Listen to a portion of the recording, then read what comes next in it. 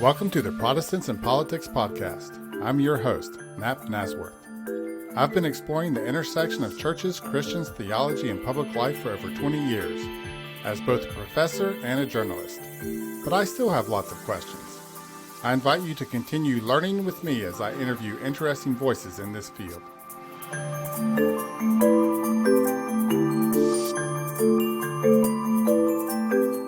The idea that there's a leftward political drift is completely unsubstantiated.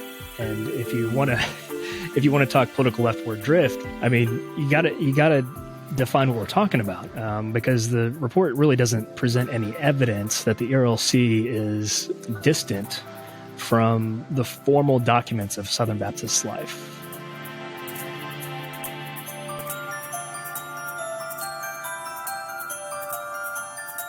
What's going on with Southern Baptists these days?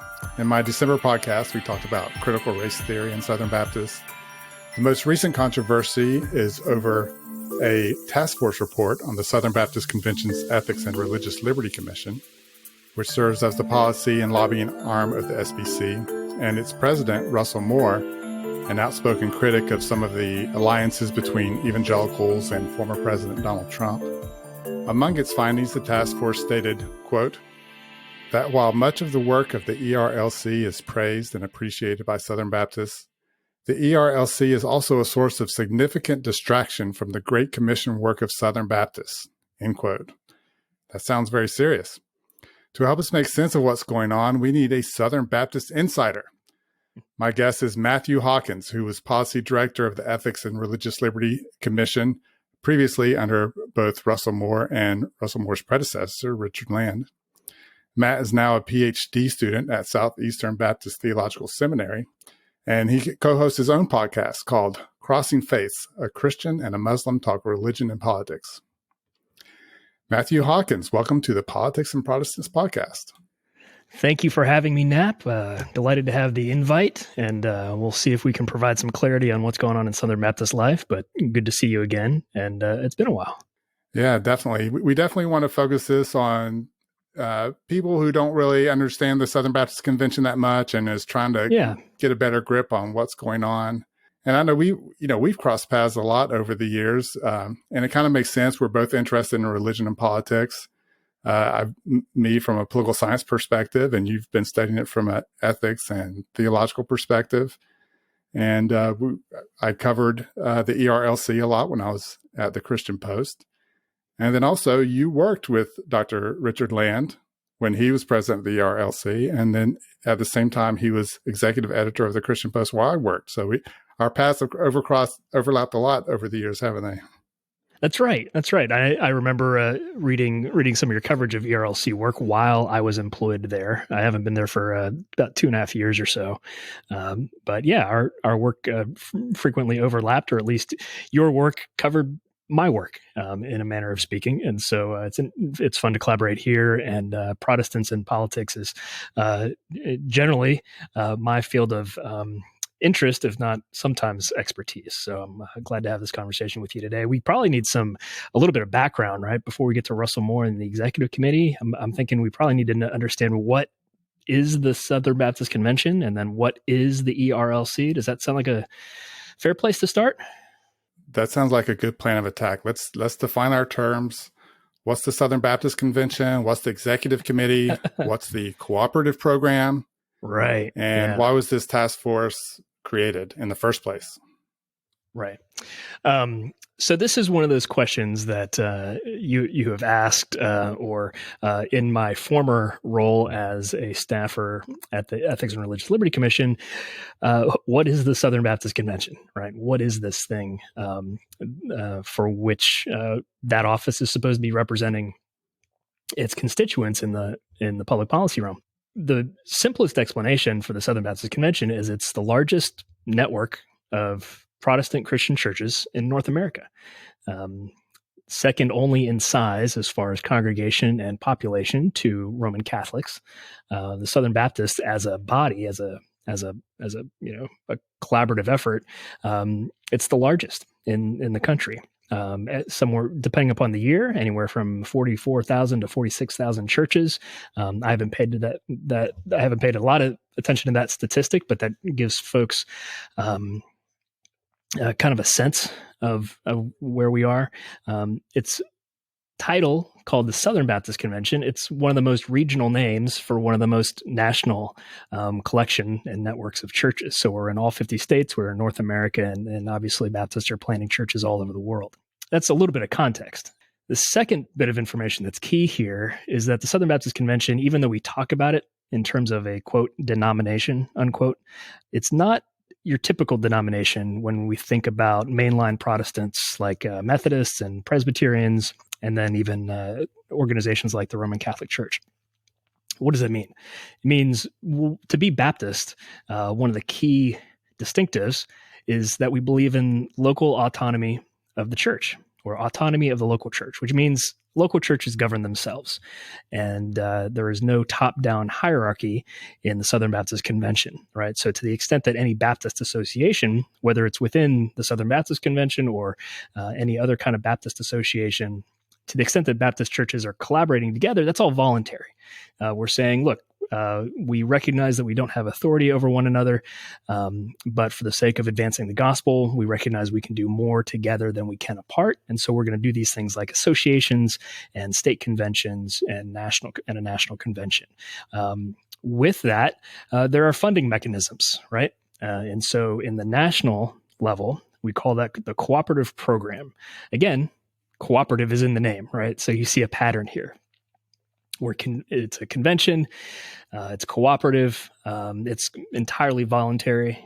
So that's a sense of the things, and that those kind of modifiers or those distinctives are really key to understanding what's going on in convention life right now. Some of the things that Southern Baptists combine or cooperate together to do include raising up, training, sending missionaries abroad.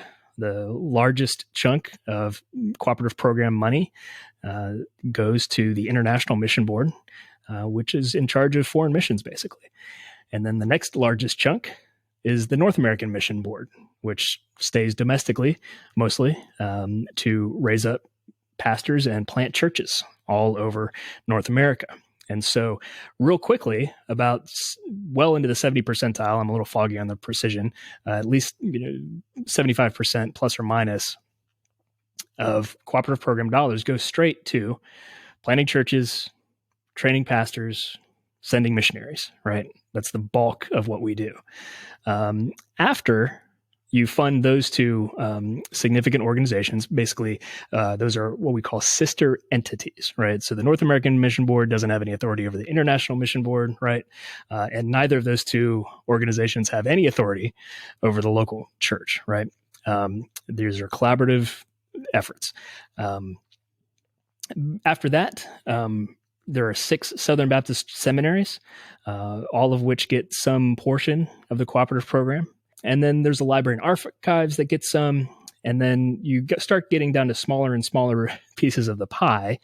And you get an entity called the Executive Committee, which we'll be talking about today. And their primary task is for organizing the cooperative program, promoting the cooperative program among churches, and seeing that the funds are doled out appropriately. Also, the Executive Committee is responsible for making sure the annual meeting of the Southern Baptist Convention takes place. That's where we conduct all our business. That's where we set budgets. That's where people get appointed to, yes, committees. Baptists love our committees. And so once the Executive Committee gets some of that money, you get down to the smallest sliver of the pie. The smallest sliver of the cooperative program pie. And the Ethics and Religious Liberty Commission gets 1.65% of money given to the cooperative program. And with that, they staff 2 offices, one in Nashville, Tennessee, and one in Washington, D.C. Both offices I had the opportunity to work full-time in, which is probably even more rare than having worked for both Richard Land and Russell Moore. But we're commissioned to assist local, I say we, I'm not there anymore, but force of professional habit. The Ethics and Religious Liberty Commission is commissioned to represent local churches in the public square and to assist them in navigating public policy, moral, and ethical concerns. And it is the most dependent Southern Baptist entity on the cooperative program. What that means is the ERLC's annual budget, more of that revenue comes from the cooperative program than does any other Southern Baptist entity. For example, the North American Mission Board and the International Mission Board each have annual offerings, one at Christmas and one at Easter. And both of those organizations raise approximately 50% of their annual budget through those dedicated offerings. And of course, seminaries are higher education institutions, and so they have their own development offices and alumni networks and that kind of thing. So you see really quickly that other Southern Baptist entities are able to supplement their cooperative program revenue with other mechanisms that the ERLC just doesn't really have, just by nature of the institution. That's no ill will expressed towards anyone. It's just an interesting fact about how dependent upon cooperative program dollars the ERLC is. Why was the task force created? That's an interesting question. So relative to the ERLC, the executive committee, again, is a sister entity. All the Southern Baptist entities have their own governing boards of trustees, and trustees are Southern Baptists selected from churches from around the country. They're appointed with decisions that come out of the annual meeting.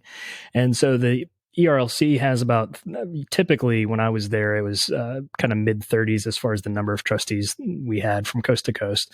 And I'm going to plead ignorance on how many executive committee trustees there are, but the executive committee has a board of trustees. There's some discrepancy and some disagreement within Southern Baptist life as to the appropriateness of one entity like the executive committee forming a task force to, quote, review and assess another ministry, a sister entity, because it sounds like a hierarchy. Now, there are those with a greater polity expertise within the SBC that gets out of my understanding pretty quickly. I think it's not a great look, even if it's by the letter, legal and appropriate. But it's not a great look. All to say, there's a disagreement on whether or not it's appropriate. In executive committee's defense, they are responsible for promoting the cooperative program and managing it and making sure, trying to get those cooperative program dollars on the increase when they have been waning in recent years. So that's a concern. So their justification is basically cooperative program dollars are slipping and we need to get to the bottom of this. We need to figure out to what extent controversial political issues are playing a role in churches withholding their donations to the cooperative program. And so that was basically the justification for what the task force started this time last year. So early 2020, they commenced a decision to review and assess the work of the ERLC, and they sent apparently basically anonymous questionnaires to all the state conventions. 14 conventions replied. They're not, I don't think there are quite 50 of them, but there are a lot more than 15. And they got back and have reported data and some opinions, basically, from around convention life, mostly reported through state convention executive directors.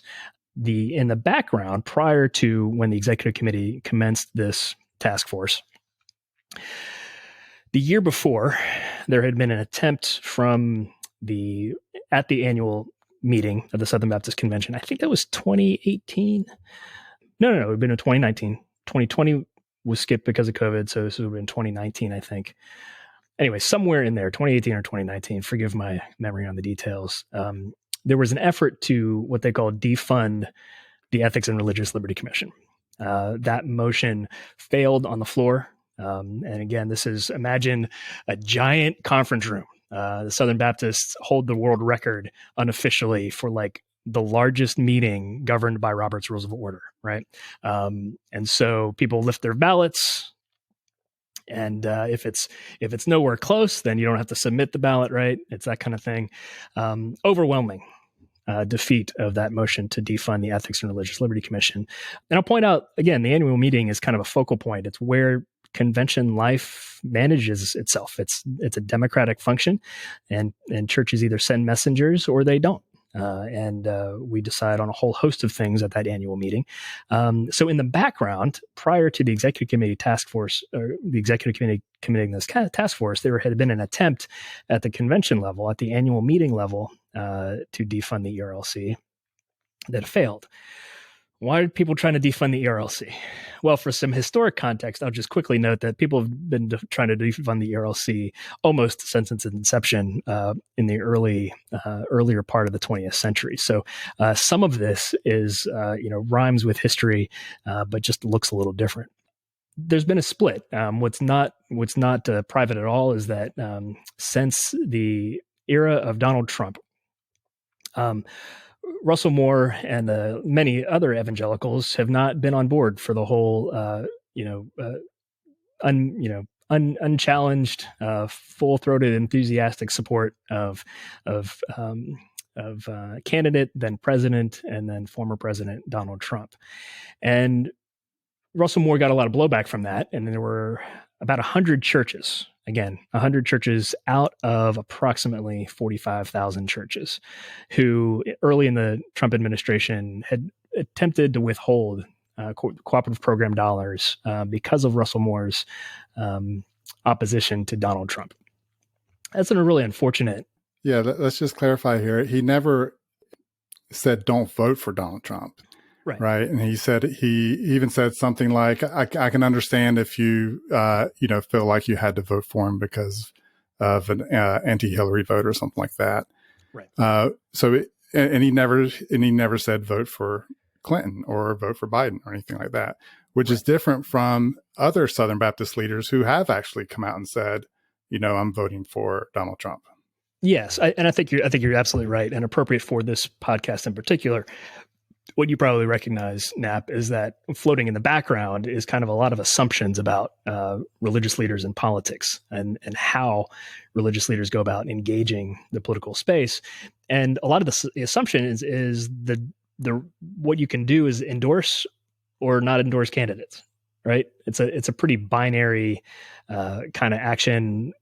We can save my soapbox for it for another time. I really don't think it's wise for religious leaders, particularly pastors, to be endorsing candidates. There are a lot of reasons for that. It has nothing to do with the IRS tax law. I think you're wielding spiritual authority and influence to an institution that political parties, even when they most agree with me or you, they have no responsibility for the local church or an ecclesiastic body. It's just different. And so when someone endorses a political candidate, all the risk is on the religious leader. And I think it's religious leaders unwittingly often playing by the rules of the political party. Now, I worked for the ERLC doing public policy for many, many years. I was on Capitol Hill for 8 years. I was in broadcasting from Nashville for the previous 9. And so I believe that Christians should be influential in the public policy square, but there are different ways to do it other than candidate endorsement. But I think the endorsement grid through which a lot of people think about religion and politics, I think it's kind of unmistakably there, right? And so the assumption from a lot of people is the way you influence public policy is get your guy into office. And so even where people disagree on, supporting this candidate or supporting that candidate, I kind of want to take a step back and be like, what are we talking about here when we're talking about a religious leader endorsing a political candidate? I think it's fraught with landmines, and I think that's borne out in the last few years. We originally started talking about this because when the report came out, you were tweeting stuff about it, and I was tweeting stuff about it, and sharing with each other. And so, just share, for the listeners, what was some of your initial reactions to the report? Yeah, so I wanted to look at the report, and while I clear. You know, like you're a journalist, Nat, and you're going to recognize bias. And I was an employee for 17 years at the ERLC, so I'm not going to try to hide my bias. I'm clearly pro ERLC here. But the people who present this report are still brothers in Christ, and even fellowshipping so much as to join me in identifying as Southern Baptist, right? And so we're cooperative. We're people who are supposed to be cooperating together, right? And so I take that seriously. Even where we disagree, I want to try to be as charitable as possible. Reason I decided to make some comments on Twitter about this. Typically, look, the RLC is it's a basically over 100-year-old institution. They can fend for themselves. Like they're big boys and girls over there. They don't need my assist to defend them from controversy that frankly is common in ERLC work. But I felt like I had a perspective, given that I had worked for both Russell Moore and for Richard Land, 5 years under Russell Moore and 12 years under Richard Land, to show that there's more continuity between the two leaders and the two eras than is often presumed. Some of the complaint or rumor, I would say, about the ERLC is a supposed, from the report, mind you, a quote, leftward political drift, unquote. I'm sorry, that's nonsense. It's unsubstantiated. I'm not denying that people think that. I was, had the opportunity as a staffer for many years to field emails and phone calls from constituents who genuinely were asking questions about our work and what we did. And I was happy to be able to provide text and facts and documentation about what the ERLC's position was and what we were trying to advance in the public square, what Richard Land had said and did, and what Russell Moore had said and did, or what they didn't do, contrary to rumor. The idea that there's a leftward political drift is completely unsubstantiated. And if you want to talk political leftward drift, I mean, you gotta define what we're talking about, because the report really doesn't present any evidence that the ERLC is distant from the formal documents of Southern Baptist life. What are those? Again, we're cooperative, right? So there's no top-down hierarchy.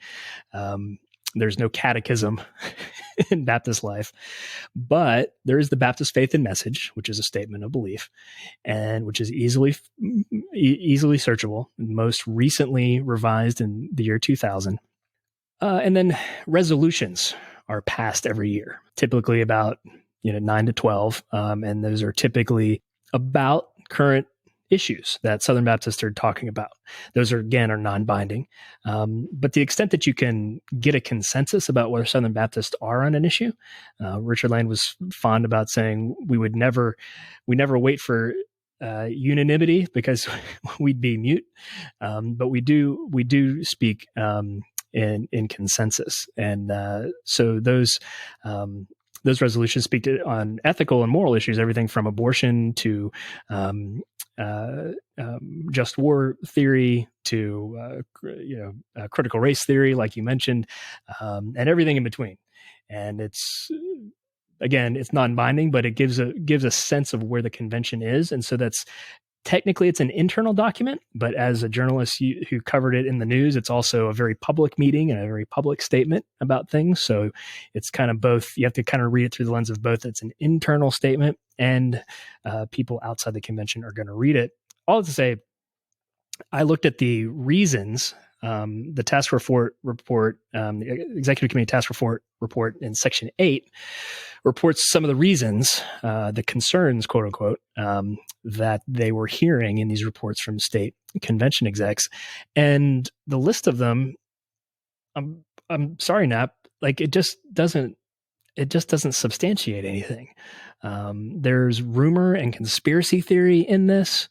There is maybe some areas where people just need to be a little more familiar with Southern Baptist stance on some issues like immigration, as expressed through the SBC resolutions. But there's really no there. I mean, the short of it is, look, if these are the complaints about the ERLC and Russell Moore, Russell Moore and the ERLC are going to continue to serve Southern Baptists for years to come. I don't know if you want to go into detail on some of those things in the Section 8 thing, but that's really what prompted me to say, wait a minute, folks, I was part of the ERLC for 17 years. I worked for both Russell Moore and Richard Land. Richard Land was the first entity head appointed coming out of what's called the conservative resurgence. Now, that's a separate story for a separate time for those unacquainted with Southern Baptist life, but it was a big period of time in the late 70s and most of the 80s where Southern Baptists, through the democratic processes of the annual meeting, basically took back control from leadership in these entities that really were theologically liberal. And so, biblical inerrancy was the issue of the day for those folks. And Richard Land was one of the first folks to be appointed to lead an entity then called the Christian Life Commission after the conservative resurgence. Albert Mohler was the first seminary president to be appointed coming out of that era of Southern Baptist. And I just want to underscore the continuity between that era of theological conservatism to the present day for folks. And I think a lot of that gets lost in kind of the contemporary political debates. And so that's why I decided to tried to voice some insights and some historic context. Yeah, I remember when Russell Moore first took over as head of the ERLC, and a lot of the news stories back then emphasized this big shift, the generational shift and all these sorts of things. And I remember at the time thinking, well, there's not enough emphasis here on the continuity that's taking place. That's exactly right. And so that's what I emphasized in my reporting is just, the consistency between Richard Land and Russell Moore and what was taking place. Yeah. And just to give one example and so one good example would be immigration. Sometimes that's used as an example of, Russell Moore is a liberal or whatever, but the ERLC joined the evangelical immigration table under Richard Land. There was no inconsistency between Richard Land and Russell Moore on the issue of immigration. Yeah. And it's more conservative now than it was under Richard Land because Jim Wallace and Sojourners left, right? So the immigration table has shifted rightward, if we're talking left-right political bents, and certainly if we're talking about liberal versus conservative theology. So that coalition is more rightward under Russell Moore than it was under Richard Land, which a lot of people don't know. But the immigration topic is an insightful one to talk about. Yeah, and I would add to that, and that's only in today's context where you had, Donald Trump, the leader of the Republican Party, where immigration is now considered to be liberal. If you're pro-immigration, that's not the case. The conservatives have long been strong supporters of immigration. Yep. It's just under today's political climate, that's considered a left. You're a liberal if you're pro-immigration. Have me back, and we'll talk all about immigration someday. Yeah. Oh, definitely. I love to talk about that topic. Yeah. But the point is just real quick is that one of the bullet points in the Section 8 of the task force report is, quote, ERLC stance on immigration. And nothing more is said. And so this is an issue of concern, but no one has gone so far as to show any daylight between Russell Moore's ERLC and convention resolutions. And so, which they've passed 3 over a decade and a half. The first one I remember was 2006. There was another one in 2011. And I think you might have better recollection of me. I think they did another one in 2018. So there have been 3, and they've all harmonized with one another. And so there's, if you don't like the ERLC stance on immigration, you don't like the Southern Baptist Convention's stance on immigration. Now, there was another section of the report that kind of confused me a little as to why it's in there. Maybe you can shed some light on it.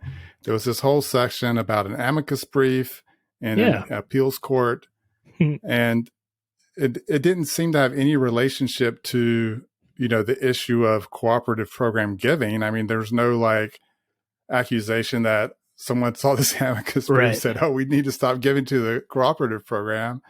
And so maybe there's an issue there, but why is it in this task force report rather than just being dealt with individually? How did that end up in there? Yeah, that's a good question. So it's an interesting thing that it shows up there because the thing that, the executive committee was prompted about a year ago to start this task force based on what they said were churches withholding and downward trends. I will note, however, there was a Baptist Press article 1 year ago, a week ago, that was lauding an increase in CP giving just before the pandemic. And so there were upward trends at the end of 2019 going into 2020 that Baptist Press and the executive committee themselves reported a year ago prior to commencing this task force to assess the ERLC. Just an interesting tidbit. I don't think that report from February 2020 made it into this task force report that, again, reported upward trends in CP giving. That's just an aside. The amicus brief critique is a critique about some of the ERLC activity. I guess third to fourth quarter of 2020, and one of the things that the ERLC does is represent the Southern Baptist Convention, or the interests of the Southern Baptist Convention, to the three branches of the federal government. We engage it, or I say we, the ERLC engages at the state level, but typically only by invite of local state conventions. Number one, again, it's a small organization, 1.65% of cooperative program dollars.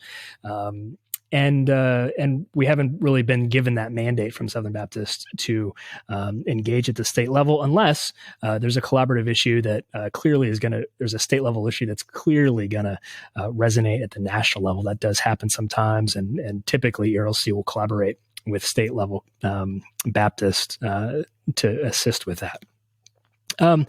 One of the things we do, again, sorry, I said we for 17 years at ERLC, so I keep stumbling over myself when I say that.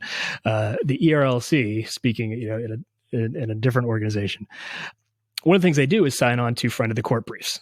ERLC does this frequently. They went to digital several years ago, so they used to be, they used to come in stacks. I think they were like green paper covers.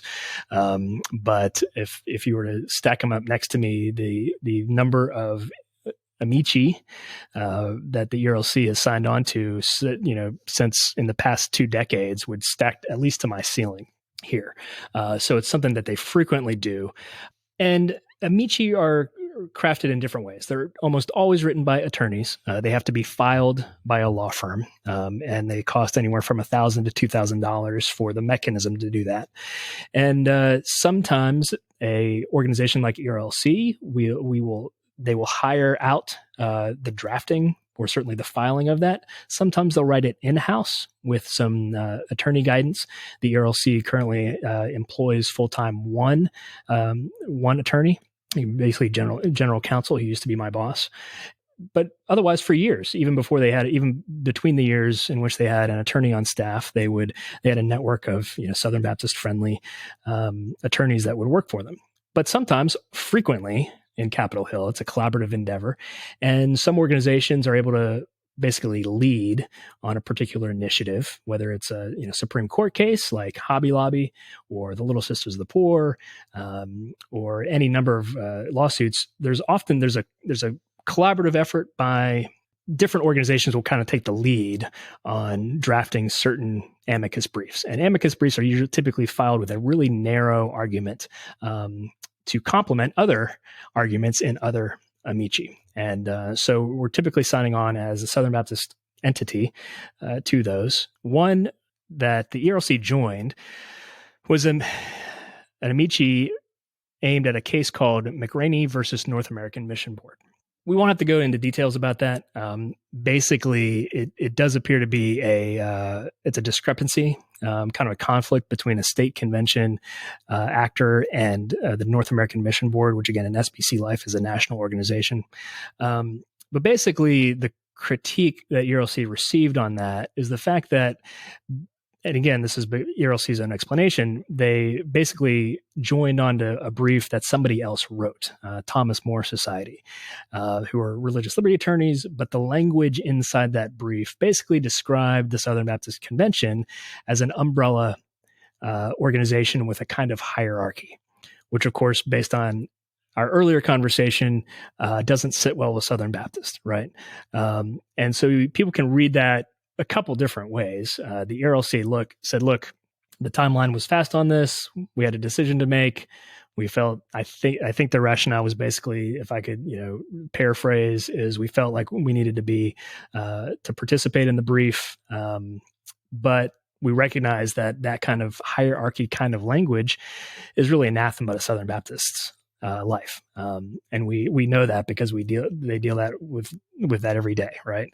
And so there's some griping about that, but the ERLC at the time apologized and issued volumes of explanation and report, and even sent an update to the court in question, right? So the court that received that document also received the ERLC's clarification of what they mean by that. People are going to read into that different ways.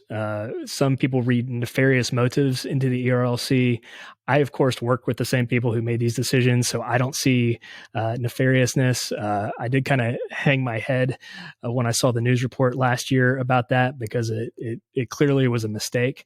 But I think it's a good faith mistake. And quite frankly, because, you guys witnessed and listened to me explain Southern Baptist life to people, that's because it's not intuitive, right? And so if you have someone from outside a tradition that emphasizes autonomy of the local church, like say Catholics or Presbyterians or Methodists, sometimes they get the terminology fuzzy and imprecise.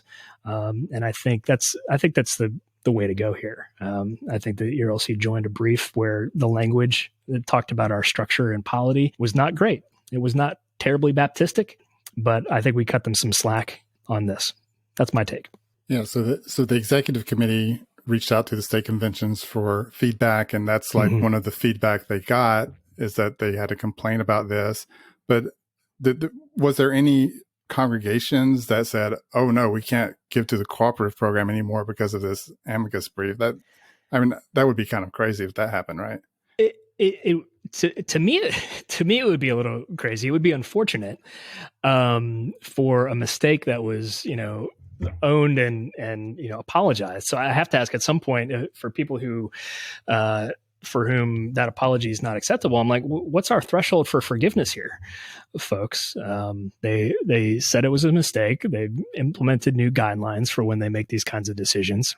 And I think you give brothers and sisters the benefit of the doubt on those kinds of instances. And to the extent that there's, any particular churches who said they were withholding because of that amicus brief, we're not told by the report. And so, again, this report is what we're gleaning from here has been given to us with anonymity.